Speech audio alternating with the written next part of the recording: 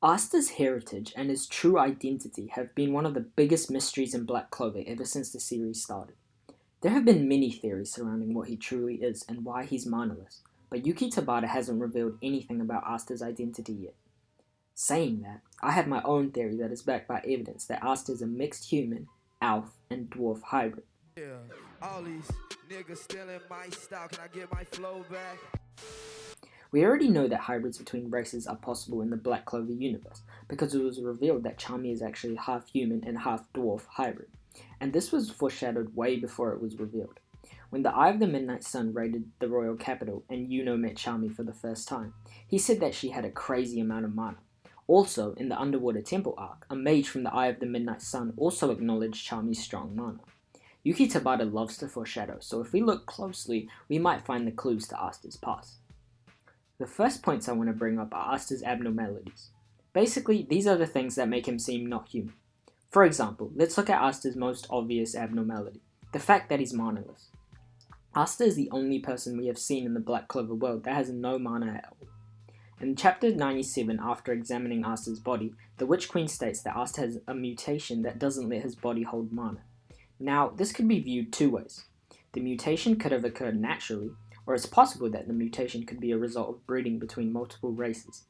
Charmy could be the example of a successful hybrid that has increased magic power, and Asta could be a failed one that has none.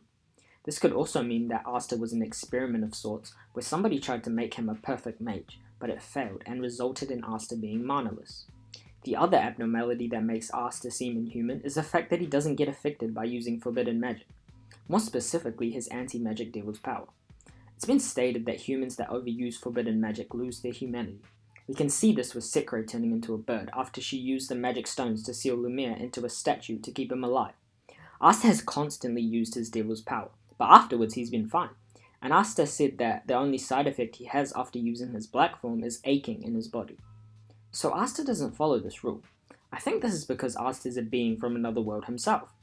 Forbidden magic is magic that gets its power from the underworld, as explained by Charlotte in chapter 221. So it would make sense for people that aren't from the underworld, in this case humans, to have side effects when using forbidden magic. What's interesting is that it seems like other races, like the elves, can use forbidden magic to a higher degree than humans. We can prove this because it was stated that the magic stones are connected to the other world, and the Witch Queen says that only elves can use the magic stones to their maximum potential. Since Asta has showed no signs of losing his humanity when using forbidden magic, it suggests he isn't human, but instead part elf. We saw in the elf reincarnation arc that Yuno is the reincarnation of Licht and Tetia's child, so it's plausible that Asta is also an elf reincarnation, but that raises the question, why wasn't Asta turned into an elf during the elf reincarnation? Well, Patry used a spell to bring the souls of the dead to living bodies. Asta having no mana could have interfered with the process of him being possessed by an elf. We saw that Yuno was able to control his body despite being possessed, so it is possible for the spell not to work completely.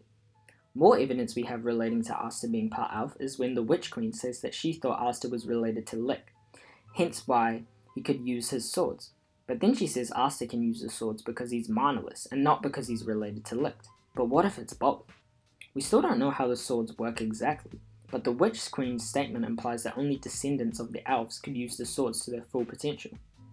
Now, I know that the swords in Lick's grimoire are now possessed by Asta's anti-magic devil, but Asta being part elf would explain why he can use his anti-magic devil's power without losing his humanity. But it doesn't end there. The next thing I want to look at is Asta being part dwarf. The first piece of evidence we get that Asta is a dwarf is when Asta's anti-magic devil himself calls Asta a dwarf. This was implied to be an insult and the devil just calling Asta short, but this could be foreshadowing. With Charmy, she was called a dwarf as an insult as well, and then we found out that she actually is a dwarf. As you guys know, Yuki Tabata loves to foreshadow.